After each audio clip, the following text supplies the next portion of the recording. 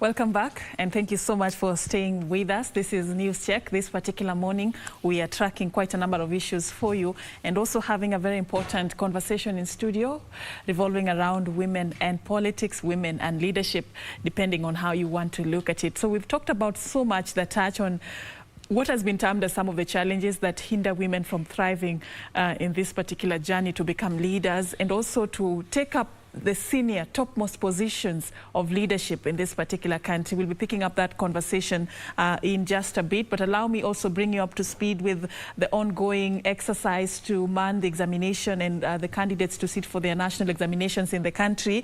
And this particular morning, the Education Cabinet Secretary, Professor George Magoha, is sending a very stern warning to the Kenya Certificate of Secondary Examination Center managers in Nyanza, who he says have plans to steal examinations. Magoha was speaking in Busia this morning where he witnessed the opening of the third day KCPE exam papers.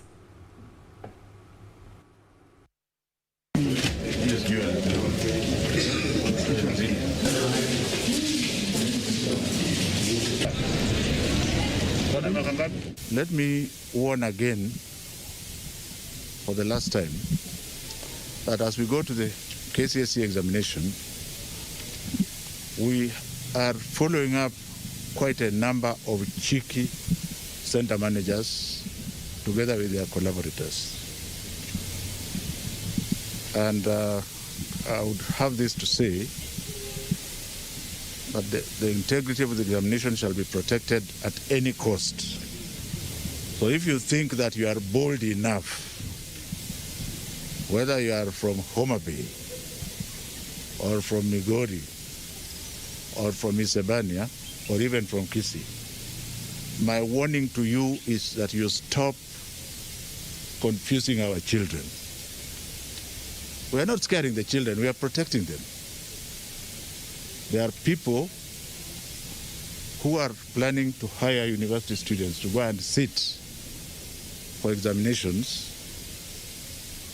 in certain parts of this country. Let me just say that we are watching you. They think they are very advanced because they may even have interfered with the photographs. But it shall not happen under our guard.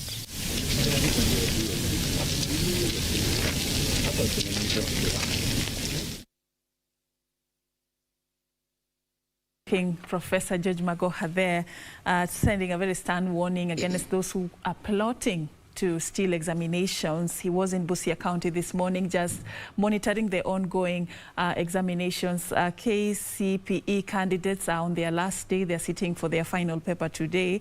And of course, the candidates who are sitting for the Form 4 examinations, the Kenya Certificate of Secondary School examinations, will start their exams officially next week. And right here on this particular show, since we began this particular week, we are still going on and wishing all the candidates all the very best as they continue to sit for these examinations that are coming at a time when there's been quite a lot of challenges courtesy of the COVID-19 pandemic. But you will make it either way. All the best to all of you who are preparing or even sitting for these examinations.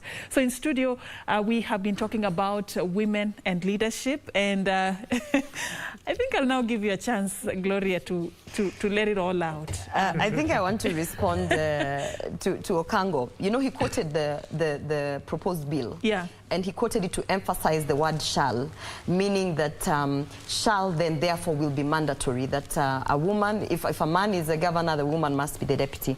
But I want to use the same analogy and quote for him the current constitution, Article 81, that says not more than 2/3 of the members of elective or appointive bodies shall be of the same gender. Yet we're in 2021 with this constitution, and we know that is not the case. We know that the 2/3 gender rule was not implemented. Now, the same people who actually were very instrumental in drafting the 2010 constitution are the same people who are still very instrumental in drafting the amendment, the BBI amendment bill. And yet, even if they say shall or this, you know, what is the confidence that we have that if they were not able to implement the 2/3 gender rule, which still uses the same terminologies of shall, then how sure are we that this thing they are talking about with the deputy and the governor is going to be implemented? And another thing that that supporters of the Building Bridges Initiative do not want to speak to women about is that we are saying with the new proposed bill for the Building Bridges Initiative, they are saying that the cabinet secretaries are going to be picked from the National Assembly. They are saying that that actually, if you are now elected as an MP, you stand a chance to be picked then to also double up as a minister of a certain ministry. But yet, that is not where they are sending our women. They are sending the women to the Senate. So now you've taken the women from the women representative where they had the affirmative action fund. You've moved them from there, you've pushed them to the Senate. That is where you're saying you want to empower them. But then you're saying that to become a cabinet secretary, that's coming from the National Assembly, where you're not taking these women, which you're saying is 50-50. So, I mean, at the end of the day, other than that, he also spoke of in the event that I don't win, yeah? In the event that in the very unlikely event, which is rare, which is very rare, in the very unlikely event that I actually do not get elected as the member of parliament for Bobasi constituency, he's saying that now I have a chance to be nominated because according to the draft bill of the Building Bridges Initiative, when they are done with elections and they realize that the 2/3 gender rule has not been met, then all those positions that, all the numbers that are required to meet the 2/3 gender rule, they are going to be nominated. Meaning we are going to have up to 600 and something members of parliament. Now, at the end of the day, if you look at the formula that they are going to use for nominations, like he said, in the event that I don't win, the very unlikely event, that whatever votes I get, you know, I'm going to be thrown into this list of all those other women who vied and did not win, and then we are going to be itemized, yeah? So if I, let's say for instance, got 19,000 votes in Bobasi, and the winner got 19,500 votes, right? And then you go to Kiambu County, no, forget Kiambu, let's say Wajir. Wajir, maybe the winner there, maybe, you know, the loser lost with 50 votes. Do you know the lady in Wajir actually doesn't stand a chance against me because now we are taking the numbers.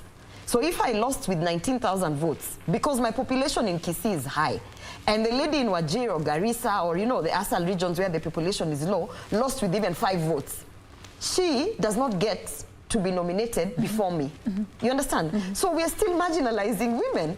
I don't know whether so at the end of the day, what I'm trying to say, and my message in terms of the women empowerment and how they have approached the gender issue with the Building Bridges Initiative, is it's not really well thought of.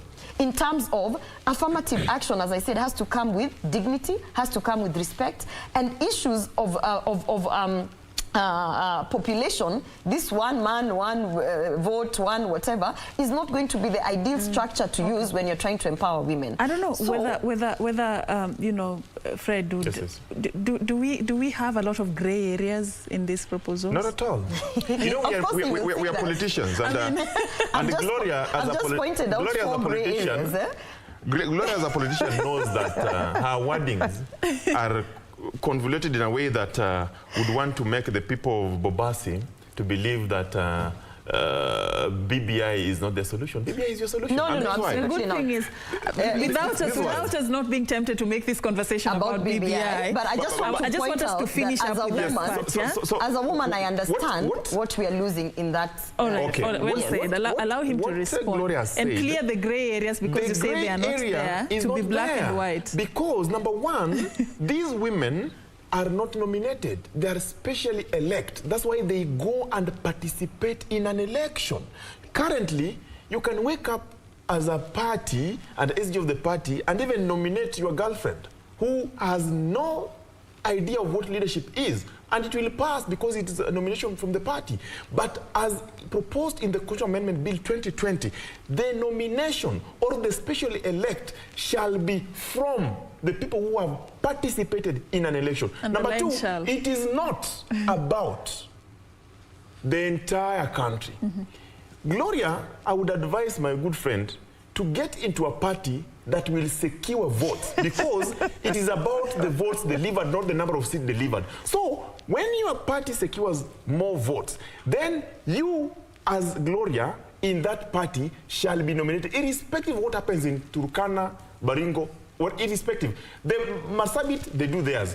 The, how do you call it? The Migori will do theirs. So Gloria should not fear because she still has a space. Okango, if I can ask you just on that, because you're educating me, if I can ask you on that, because you're saying now that women are now bound to political party politics, and you know very well, because you have already stated it here on the show, that political parties are not necessarily creating a conducive environment. That's why the BBI is creating that environment. Now that you're attaching, he's saying that it's not about the votes I get as a woman if I stand as an independent. It's about the political party that I stand with, and that's how the nominations are actually going to be carried out. So at the end of the day, are you really looking out for the interest of the woman or the interest of the political party? All right, well said. Allow him to clarify.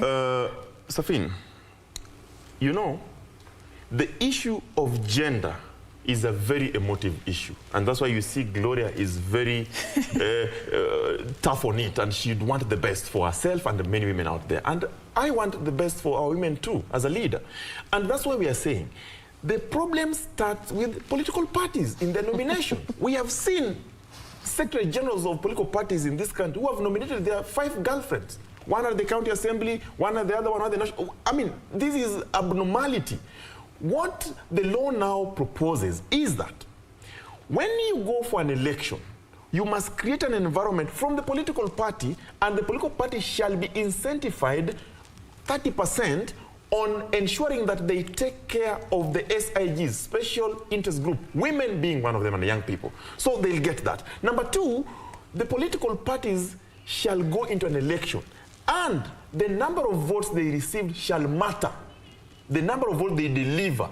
So the women and men who shall secure nomination, they secure that nomination through a special elect formula, where that means those who participated in the election shall be given priority over those who did not.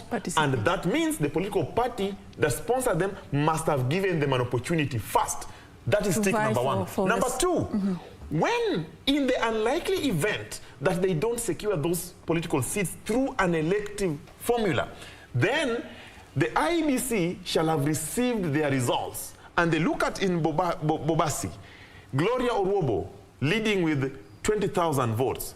The next one is with 15,000 or 10,000. They go for Gloria number 1 because Gloria put effort in securing those 20, and Gloria was given opportunity. No, but Okango, you've actually, I'm asking you, that is the issue. There are areas where there will be another Gloria who puts equally as much effort, but the population count at that area will not amount to the 20,000. Right. And that's the issue that I'm trying to highlight, that the formula is flawed in a way that it actually marginalizes those women who are already marginalized, because I can put in all the effort, and if my population count in Bobasi constituency, right now we're looking at about 90,000 registered voters, and my population count is high. In another place, you go to, let's say, Garissa, and their population count is not that. You understand? So that woman is going to be disadvantaged, not because of the effort she puts, but because of the population count. And that is a serious issue that, as much as they're trying to push it under the carpet, it is actually going to further marginalize those women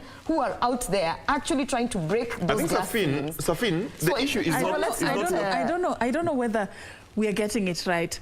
I really want us to have a conversation that revolves around a woman having the capability to have a playing ground that is equalized. That is the thing. Let's not talk about nomination. Exactly. Okay, let's talk about fixing the problem after it has happened, after we have created it. Let's talk about how to prevent the problem from happening. That's the conversation I want us to have this morning. The problem we have is we have not given the women of Kenya an equal opportunity to contest in politics, and for that matter, to occupy positions of leadership. So what is happening is we must now start, if it is politics, we must start from the political parties. How do we ensure that women compete fairly in a political party? The first thing we must do, we must ensure that we comply with the statutes that regard political party. Number 1 is our National Executive Committee comprises of women. Number 2, are women given equal opportunity, just like men, to contest those positions of the national elective position? If they are given, then that's fair. Then how do we ensure that we attract more women? Because we are a very violent country where women are scared of political fights. So number one, you must incentivize political parties that guarantee positions for young people and women. That has been taken care of in the legislative proposal of BBI. Number three, when these women now proceed, you have given them an opportunity in the party, because the environment is secure. Now Gloria from UDA is going to compete with Serfine or Jen from Thirdway Alliance, Kenya. So what that means, they'll compete on a fair ground, number one. Number two, one of them will win and the others will lose.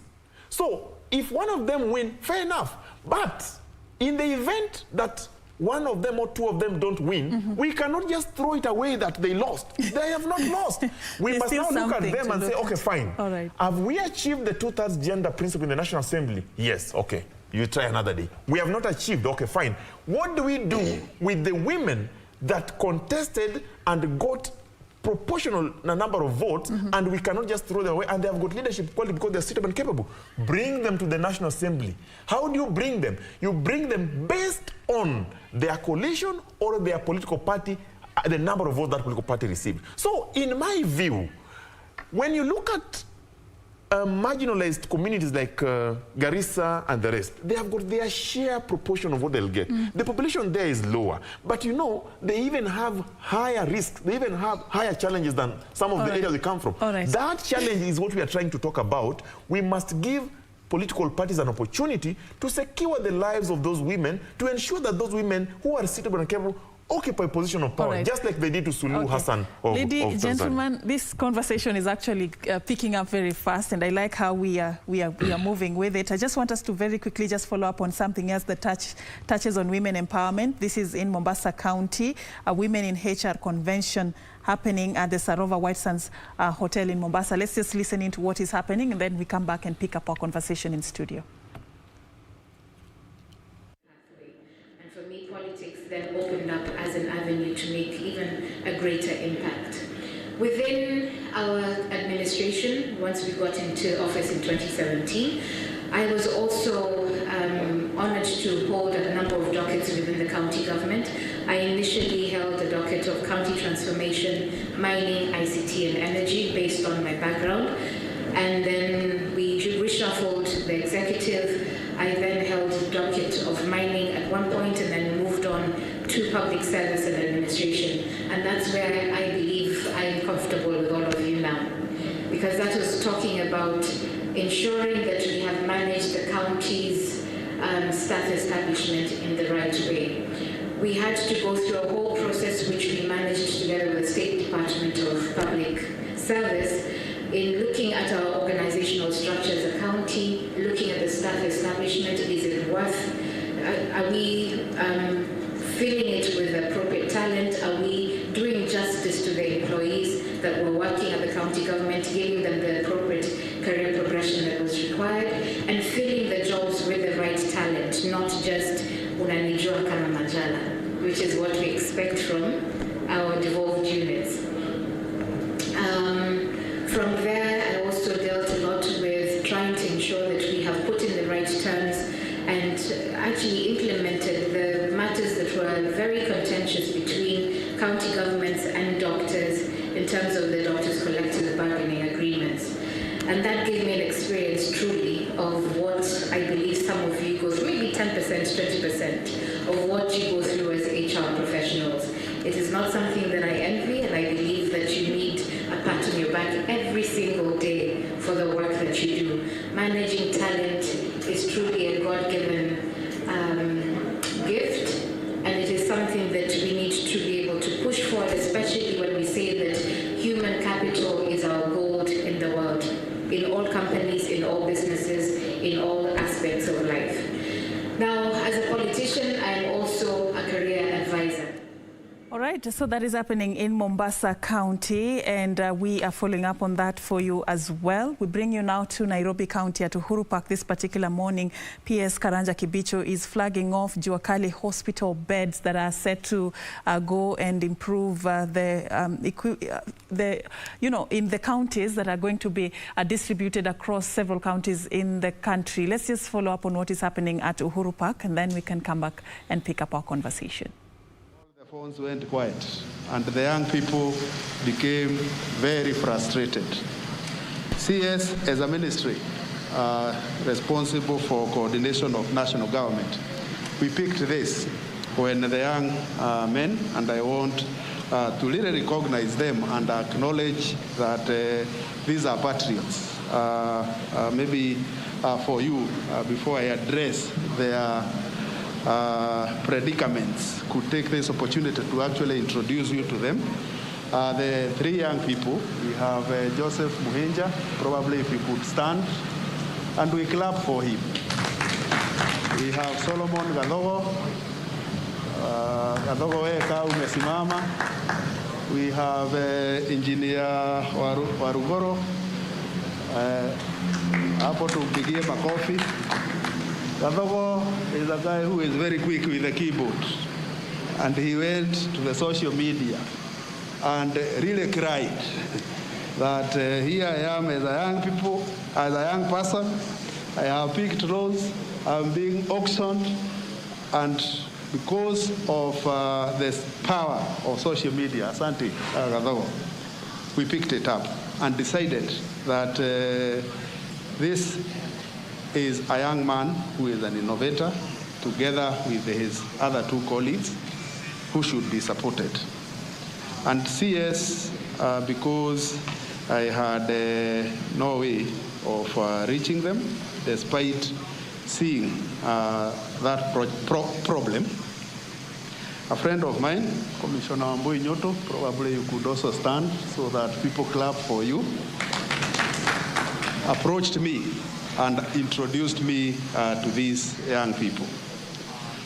And when they narrated to me their predicament, I decided that our training money in our budget as Ministry of Interior will now go to training these ones. And we made a decision as a ministry that we are going to support these young people to actualize making of the beds. And because they had actually physically gone to banks and picked loans, they had actually bought the inputs. They had bought 2,000 caster wheels, the ones that are rolling these beds. They had bought 500 lifting mechanisms with nowhere to take them. So because Commissioner Wambui Nyoto introduced them to me, I told her, because I don't know these people, you have brought them, you are the one who is going to be in charge of that project. When it fails, you become answerable to me. And there was born an engineer, Wambui Nyoto, who has actually been supervising and facilitating on our behalf this project. In my ministry, we have Bwana Mutiso, probably you could also stand and we clap for him, who has then been the link between this project, the commissioner, and the artisans. We agreed. All right, they say buy Kenya, build Kenya. That is PS Karanja Kibicho at the flagging off ceremony of 170 Jua Kali hospital beds that are going to be distributed in 14 counties across the country. The beds make up the first batch of the 500 procured from 3 local artisans. This is as a directive by President Uhuru Kenyatta following the pandemic, COVID-19 pandemic, of course, just to equip our hospitals across the regions issues going forward. We will be staying close to that as well, just to update you. We are also receiving news this morning that Kakamega Senator Cleophas Malala has been ousted as the deputy minority leader. There is talk and a likelihood that he could be replaced by Kilifi Senator Stewart Madzayo. It's also something that we have just received this morning. We will be giving you more details as we receive them in our newsroom. And of course, we are also tracking day 3 of the KCPE examinations this morning. And right about now, we just want to take you to Kisumu County for a brief update from the Education Cabinet Secretary, Professor George Magoha.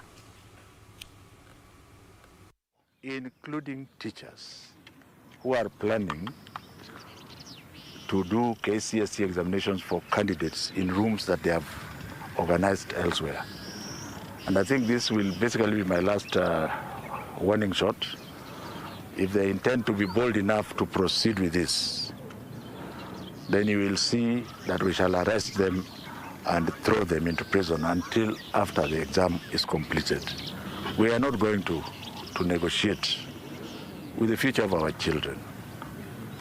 And as I warn these people, I would like the children who are going to take the exams starting Friday to feel extremely free and relaxed without oppression, because they are doing this exam under some of the most difficult circumstances, background of which some of them were out of school for over 7 months.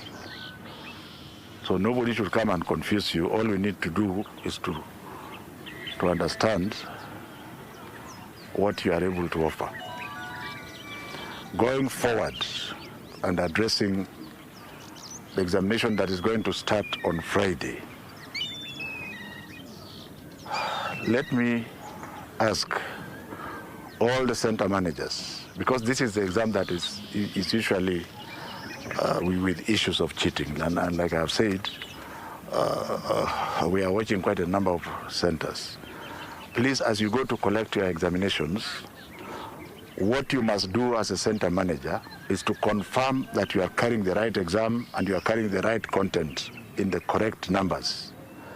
Don't just go and pick an examination packet like I've seen many of them doing during the primary school exercise, so that you don't go and start saying, oh, this is not there. You should have said that it is not there when you are doing the collection. And with regards to numbers of papers inside, don't waste our time, because we have done everything possible where every object that we are carrying has been weighed to the last page. So don't come and tell us that there are 20 pages missing here. Where you have taken them, get them back from there and make sure the children get their right. I want to thank our ICT colleagues going forward, my brother and friend Joe Mucheru, CSICT, because as we now move forward into the Form 4 examinations, they are going to be absolutely critical in ensuring that as we get the papers, they are marked properly, and that he usually provides us with extremely good ICT interns that are able to help us to deal with the issue. So having wished all the children, first of all, to congratulate the 1.9 who have completed. They have completed well. All the children who are required to sit for exams, who presented themselves, 99.999% sat for their exams. Those who did not sit had good reason. Some of them in the border areas are not traceable, because they could even have gone to Tanzania or Uganda, and they have, we have no jurisdiction there.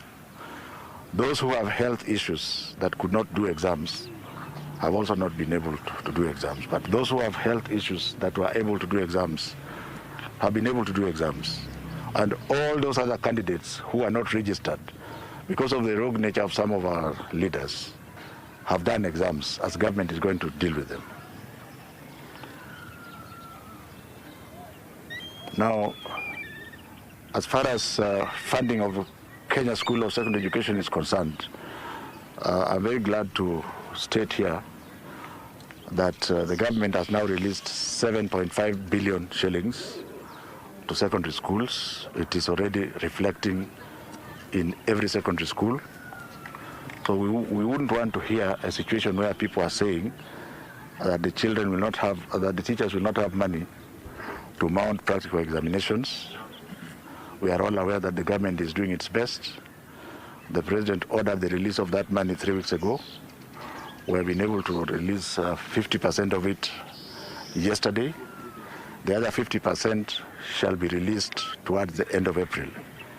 So as far as money is concerned for the examination process of Kenya's Certificate of Secondary Education, where we had initially given 25%, now I think all teachers are in good stead to continue to mount the exam the manner it should be done.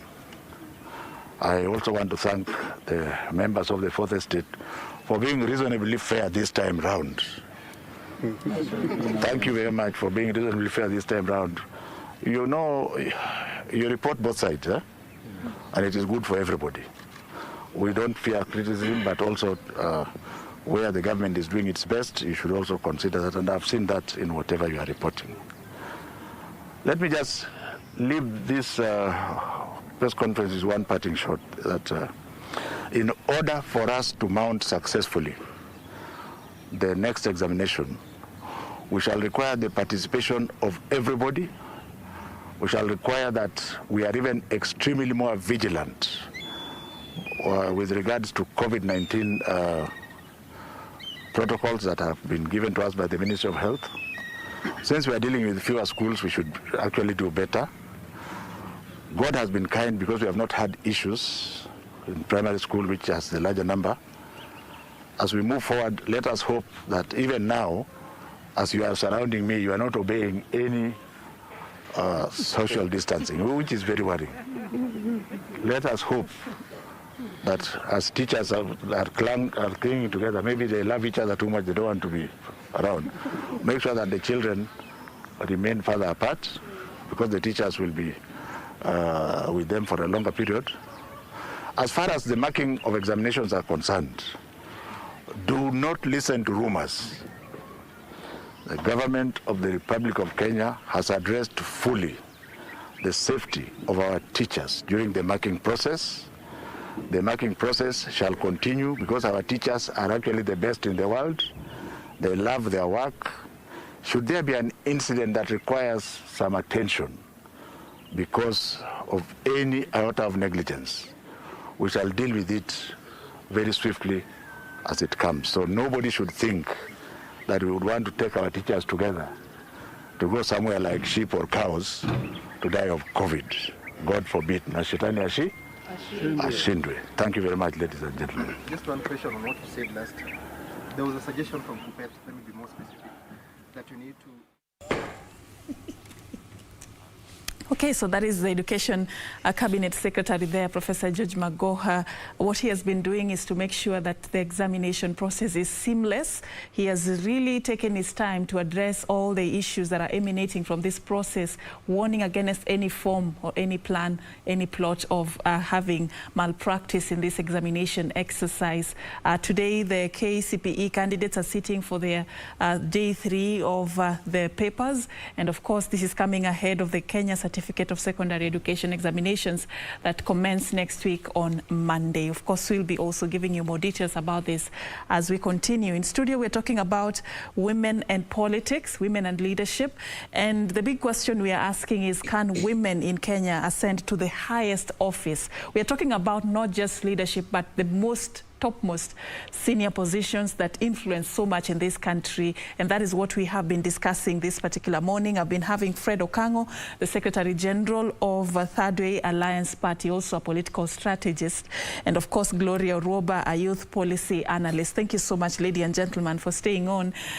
Before we took those links here and there, we were talking and the conversation became very heated. This gender debate is usually a hot button. And I sort of, we got to a point I wanted us to look at not what needs to be done to fix the problem after women have not been elected in these leadership positions, but how do we go back? Right now is a good time to have this conversation when people have not decided who they are going to vote for. How do we achieve that before it happens? What will it take for us to begin having confidence in women leadership, for us to, when I wake up in the morning on that day of the election, I go there and I vote a woman, not because the Constitution requires me to do so, not because the candidate has nominated the woman as the deputy, but I vote that woman because I believe in what she can deliver. How do we get there? What is it that we need to do to get there? You know, first of all, in order to vote for a woman, the woman has to vie. Yeah? So maybe that's the first point we need to address. How do we get more women to actually come out and say, I'm going to try my hand at politics and I'm going to run for this and this seat? There's so many obstacles that we as women, now I have to speak on a very personal level.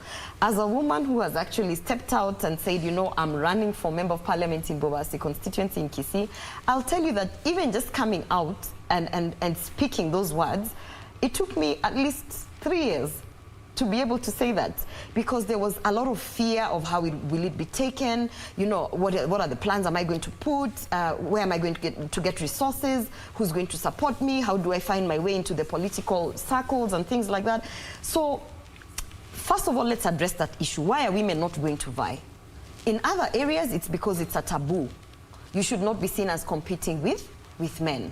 So the moment you actually come out in your community and say, I'd like to vie for a certain seat, the first thing that you're done is you're castigated, you know? You're actually, you know, you become the community sort of banishes you out of the community. So you start asking yourself, will that woman actually risk her family, her entire life to come out just because she's trying to push this gender thing that we are trying to work on? That's the first thing. The second thing is, for those women who have actually broken, you know, those fears, and they've said, now I don't care whether I'll be castigated, I don't care whether they'll laugh at me, I don't care whether they're going to threaten me with all sorts of things, I'm actually going to go out and vie.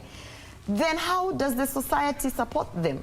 How does, you know, we have a lot of organizations that keep saying we are pushing for political inclusion in women. You know, we want women to be in these spaces, but the only thing they keep doing is sensitization of civic sensitization.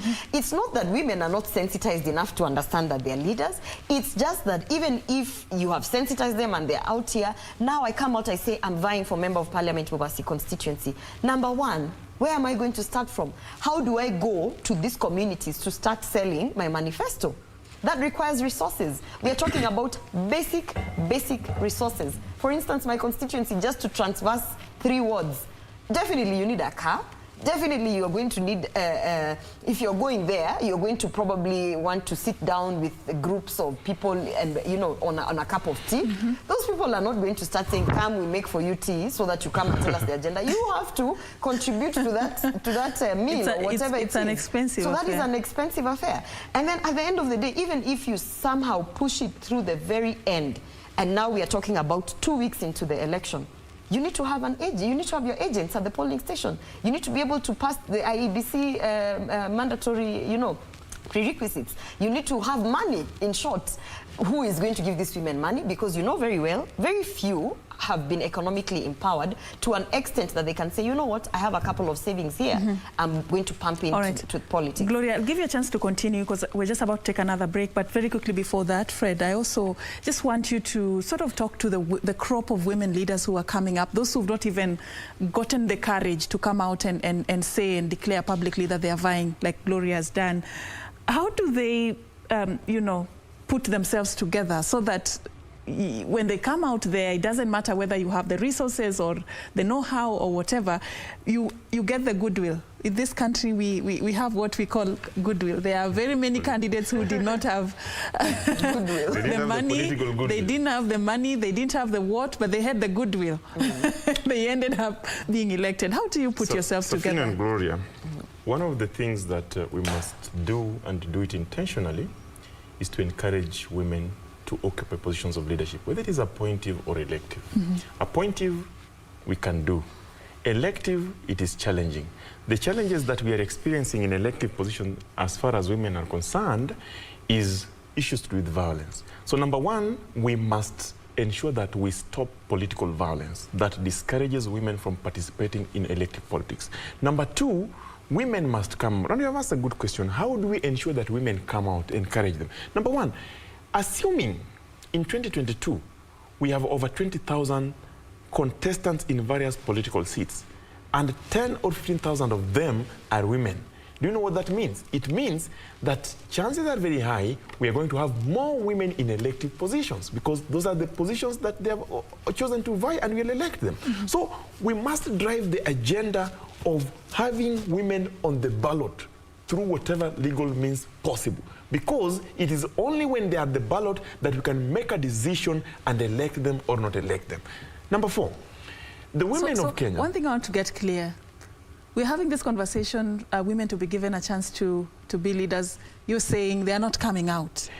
Yes, they're not coming numbers. out, but because there are reasons. They're actually life-threatening reasons. Why they're not coming out. Why they're not coming out. Let's talk about that when we come back from this particular break, because you're talking about women being leaders. Something coming up from this conversation. Women are not coming out in adequate numbers to vie for these positions. Why? That is what we are going to be answering on the other side of the break. And do join us, continue interacting with us at Serfine _ Achieng at KBC. Channel 1 is our official social media handle.